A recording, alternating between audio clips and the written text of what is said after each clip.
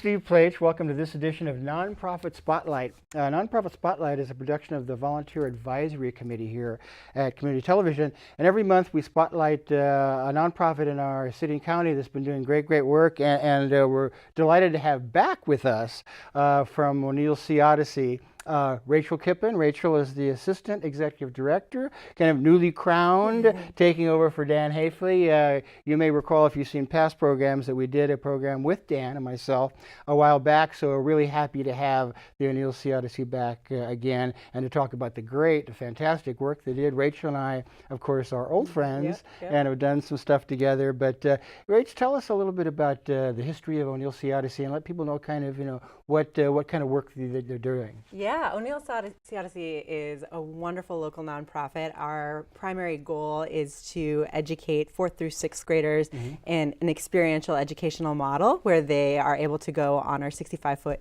catamaran out on the Monterey Bay and explore the Monterey Bay, and then return to the Santa Cruz Harbor and our shoreside education station and go through an educational session there. So it is a pretty decent-sized field trip for our local schools, and it was founded by a local wetsuit innovator, Jack O'Neill. Everybody knows Jack, and he's a legend. He is a legend. Rightly so. Wonderful guy. We did have a picture here of some of the kids doing beach cleanup and some of the other things that are going on. Tell us a little bit about that aspect of it, the kind of the give back part of it. The community service model. One of the things that's I think so impressive about O'Neill C. Odyssey is that while the program is entirely free for all the students that attend it, their ticket to board the program is to complete a community service project. So that can take place in a variety of ways, from native plantings to riparian corridor restoration to hatching salmon to doing beach cleanups. And the idea is that they really connect to their own watershed. So we have students that are coming from as far as King City and beyond, and so as they're coming to experience us here at the ocean, that they're also recognizing their personal connection to their watershed at home and then contributing to its flourishing. And it's also a really great way for students to make connections within their community and also get mentorship opportunities. Absolutely, it's wonderful. And you and I go back to the Save Our Shores days. Yes, we do. I've been a sanctuary steward since 2008 or 9, I think, and not as involved as I would like to be these days, but still do some Earth Day and some things to kind of keep my hand in. Keep in touch. But it's wonderful to get kids out, near the water, on the water, and be able to show them, the importance of environmental impact and prevention, things like that. Yeah, it really is. And especially when you're teaching students about the environment, wow, look at this is so beautiful, love it, care for it. And then, also needing to explain the kinds of issues that the ocean is facing, that can be really overwhelming, especially to a 4th grader. We talk about plastic pollution or climate change. And so to then say, here is a tangible action that you can take. These are the pathways forward, and showing them how to do that, I think is really important. So you were saying that you really don't get out on the water as much as you'd like, but the kids do. The kids do. Describe for us kind of a day for the kids. What they kind of experience, and what kids who are interested as they watch or their parents watch the show. And this is an evergreen show, so we'll play this many times over the next several months, so people will be able to look at it and appreciate the fine work you do, but also maybe generate an interest in doing it themselves. So fantastic. So we serve Santa Cruz, Santa Clara, and Monterey counties primarily, and schools will go through an application process to join our program because since we are a boat, we have a limited capacity. We take about 210 classes out every single year. Is that right? Yeah, wow, about 5,500 kids, a lot of kids. That's impressive. It's really impressive. And so the classes will apply for the program. We heavily preference students with a higher percentage of free and reduced lunch ratio. Oh, really? As an indicator of need and resource that we can Yeah. provide. And then also for schools that aren't able to make it out to our program in terms of being able to afford the bus trip, we also offer a bus scholarship. So we provide about 50% of our classes with bus scholarship funding. And so after they've gone through the application process and then accepted into the program and get their bus funding, they'll come out and join us. We start our spring season on March 5th. So we do March through June, and then we'll start back up in the fall. They come out to the harbor. They come to our office, which you've been to our office. I before. have, absolutely. Yeah, yes. beautiful office, overlooking the ocean. Yeah. They get their safety spiel. Over 50% of our students have never actually been on the ocean before. Is that right? Yeah. Wow. So that safety spiel is really important for them that's to it. feel Yeah. protected and that they're in the very capable hands of our instructors. They go through that process, and then they board the boat. And then we take them out into the bay. We explore, or go around by Cowles. There we go. There we go. There's the boat. Yeah. And I mean, nothing beats that. Nothing beats that. That's terrific. That's the kids on our net. We have a very large net at the front of our catamaran that they'll sit on for their classes. They'll practice even, pulling up the sail. That's what they're doing together there. They rotate through 3 stations, marine biology, ecology, and navigation. Right. So they're learning about all kinds of things from plankton to doing sea otter counts to getting the pH of the water to using different forms of GPS to plot their spot on the water. It's incredible. And I did notice on the website that when you talk about the 3 elements of this, that there's always data collected. There's always data collected, yes. And so now, how is that data then used? Used for your purposes? Yeah. I'm so happy you asked that. Yeah. So what's really impressive is that we've got this wealth of data, this wealth of information, and what we want to do as an organization is to provide continued education beyond their experience. Right? We don't want them just to come. I mean, they have a great time with us, but we want them to continue that knowledge back in the classroom. Yeah. So every single class has access to the data that they collected, and then there's a whole curriculum designed around, both pre and post Sea Odyssey experience, so that they'll be able to actually analyze their own data and try to create their own conclusions. And then we've also worked with partner organizations from NOAA to Sanctuary. The sanctuary in terms of getting our, providing our data, especially things like types of plankton that we're finding, and our sea otter counts, just seeing how that that changes over time. Well, it's great to have that kind of a continuum of education. It is. The people I recall when I was with Save Our Shores, and I say doing more of the Beach River cleanups, when you'd have a school age group out, it's just enough that they appreciate what they're doing and enjoy the surroundings. Then they're actually learning to that, and they take that forward and use that as they get older, and those are the people who are the stewards of the future. They are. They are, absolutely. And I'm happy you brought that up too. What we've been able to see is that our students have come back. We've had students come back as teachers who've then applied for our program and brought their classes out. We've had students who have sought us out, who have done a variety of things in their career. Actually, just last fall, a gentleman who works for Sombrilo in Watsonville, the agricultural packaging company, who helped shift the sustainability of their packaging from plastic to cardboard. Oh, really? He had been in our program and kidding. had very vibrant memories of learning about why it's so important to protect the ocean and connecting that to reducing plastic pollution. So it really, truly does come full circle. Yeah, and it's interesting how that the issue of plastic pollution runs through all of the various Save Our Shores and the Odyssey and Coastal Watershed Council. I was telling you that I had Greg Pepping, who was apparently your neighbor, and a great guy. Congratulations to Greg and his wife. They just had a baby, and it's been a few months now, I think. But anyway, Greg, if you ever see this, congratulations to your brother.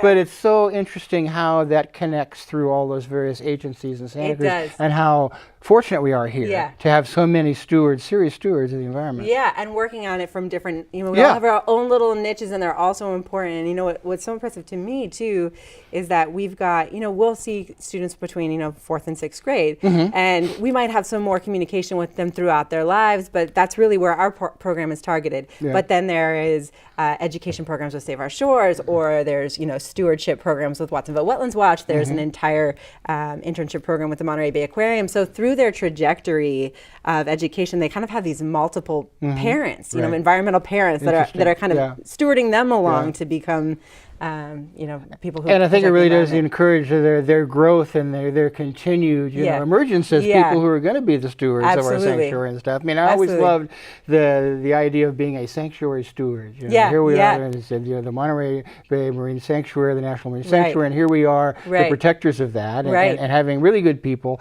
I would hasten to mention while we're thinking about it is Dan Haifley, who was the executive director there, and I was saying we had Dan on. Wonderful guy. terrific guy, and you were going to say, even though this is an evergreen show, that you're having a little something for him. Yes, yes, we are. We're having a retirement celebration for Dan on April 11th at Coconut Grove. It's free. It's open to the public. We're inviting everybody to come. You know, he's touched so many people's lives throughout his career. He is truly a larger than life figure.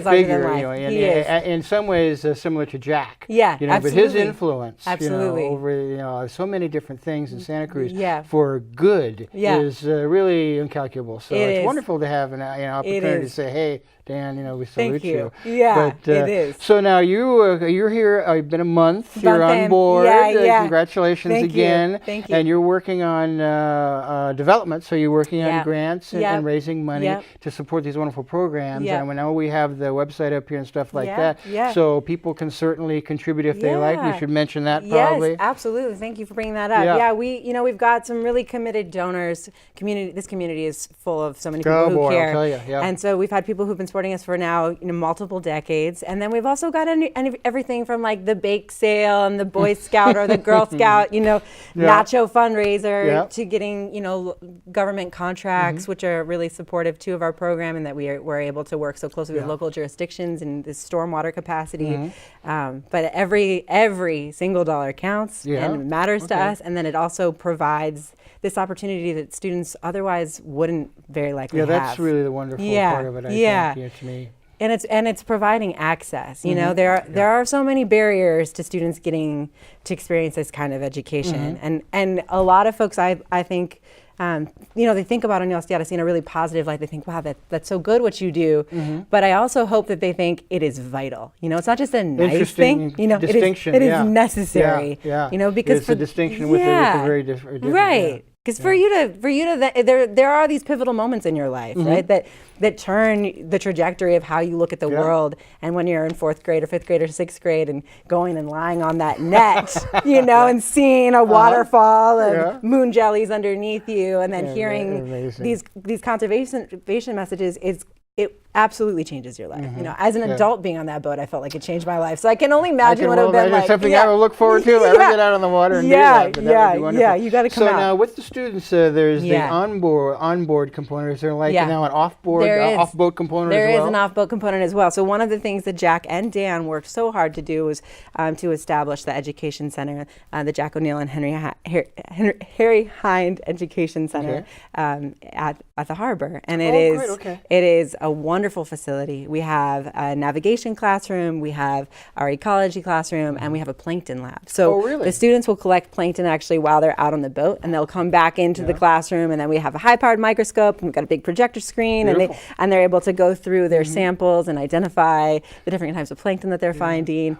Well, I think it's interesting that they are becoming marine biologists and environmentalists, but also scientists. Absolutely. I mean, there's a scientific component to that. And that in itself, we had the Friends of the Library here not too long ago, and one of the things they were talking about is the opportunity to but to interest young people in science. Yeah. In the sciences. Because you need people who are going to seriously study the kinds of things that are being collected or being experienced, or they're going to really impact our environment or our universe. Right. And it's interesting too, because I feel like what our program does is it kind of tricks you into being a scientist. And it kind of tricks you into being a mathematician and to be doing some complex geometry and all of these things that if you said it to a student while you're sitting at your desk, now we're going to triangulate, beep, bop, boop. But when you're out on the ocean and then you're coming into this classroom and you've got these big, beautiful charts and, all of this energy, and you just experienced that where you were when you were on the water, of trying to figure out where you are. It's a sneaky way of tricking you. This is what science looks like, Exactly. And that's I think really important for all careers. And I think to make science real and practical for people is sometimes a difficult thing to do. It is. But if you can show people that it can be real and practical, and it's a perfect example of how to triangulate, some kind of navigation or something. But you're there, and you're able to do that, make that calculation yourself. So this is cool. Yeah. It may be mathematical in some way, but math is pretty cool. But I'm happy I figured out how to do that. Exactly. Yeah. It seems practical and tangible. So your challenges, of course, as a development person, are really to kind of make sure that you have the fully funded in all of your programs. Yeah, absolutely. And as you say, Santa Cruz is really wonderfully generous in that way. It is. But always, and we've put the website up there again, and this, as I say, will play many times. Yeah. But people, should not only take an interest in investing their dollars in that, but also maybe, investing their sons or daughters, or come out and kind of, is there an opportunity for people to kind of, who are adults, to come out and kind of see what you're doing, or is there a component of that in some way? We do shadows of our program for sure. We'll bring people out who are interested in learning more about what we do, and we also really try to be able to pass along our model to those who are interested, which I think is really important and exciting. It is, and it's also really breaking down those barriers of like,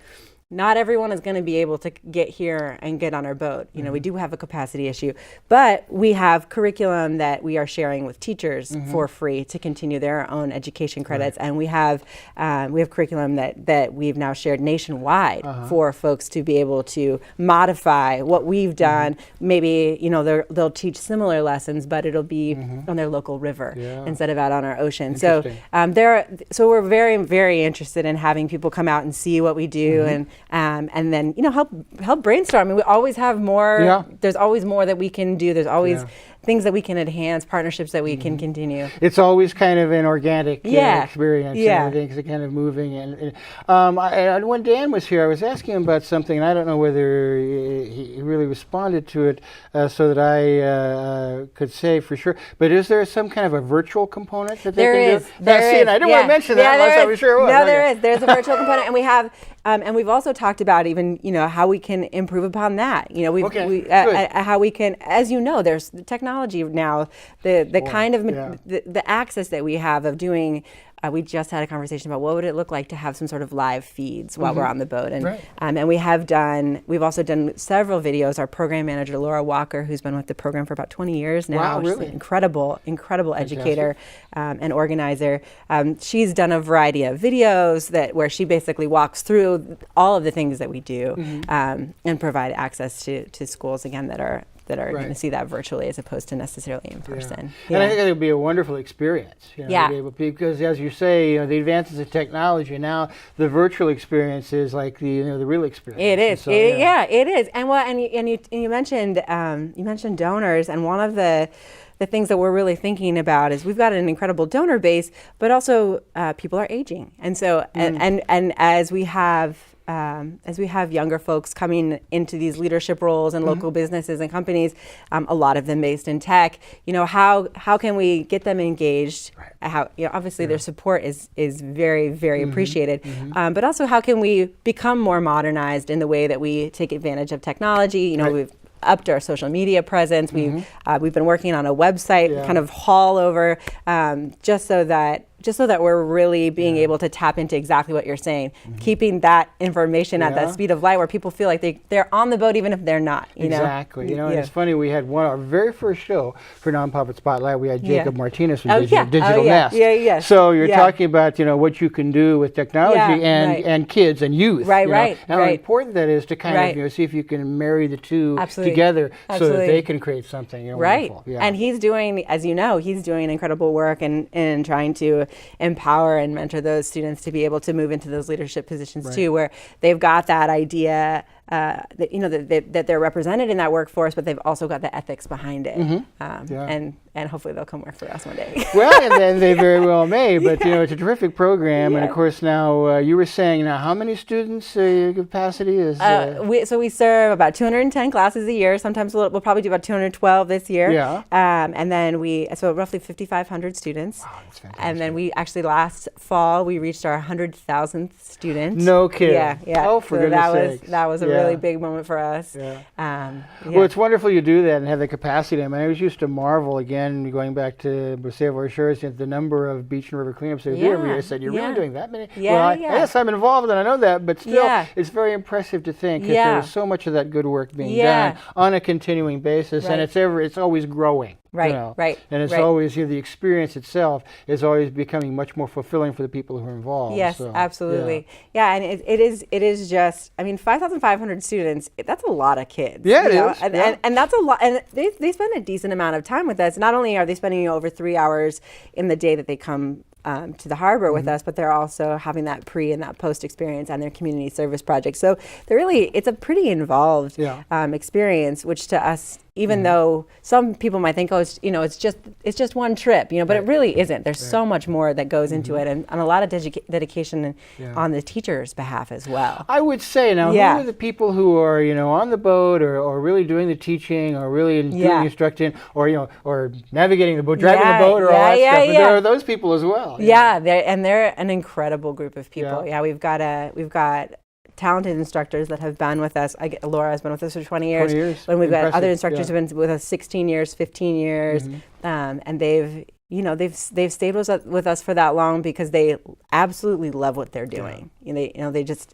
They'll keep that position, and other things in life will change, and they'll be like, no, I still want my boat shifts. Like I really need to get that that burst of energy that I spend with those fourth graders. And that's the kind of people that you want teaching your kids this stuff. So what's the future hold for O'Neill Sea Odyssey? And you're on board now. You're here a month. You'll be looking down the road 3 and 4 and 5 years when you're perhaps even executive director. Is there an executive director? So Dan is currently the executive. Still, okay. And when he retires, I'll become the executive director. So that will take place in March. And we don't want to push out the door, Dan. But Rachel's great. We want to have her on board, completely as soon as possible. So thank you.